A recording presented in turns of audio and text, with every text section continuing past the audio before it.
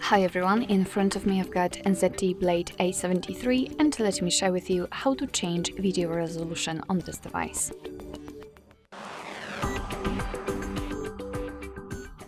So let's start with opening the camera app, and obviously right now we are in the standard photo mode. So let's switch to the video one to check whether we've got those options highlighted. Unfortunately not, so we have to enter the settings, which are in the right upper corner. Let's tap on it. Then we have to localize the video settings, and we've got at the very top video size. So let's tap.